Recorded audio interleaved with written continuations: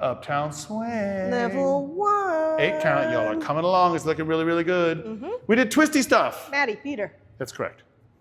Do the Twisty twist. stuff. Followers, we talked about how it is steps above all. And then we put these twists on our steps where you have to put your weight on the foot. That's twisting.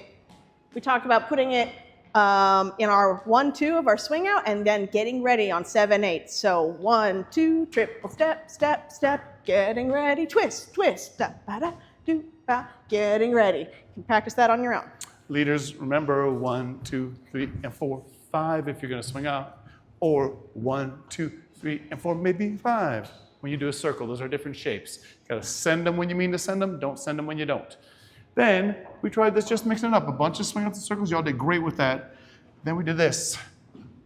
Hey, ho, hey, ho. Just mixing it up, you know? Just changing things. I could do it here too.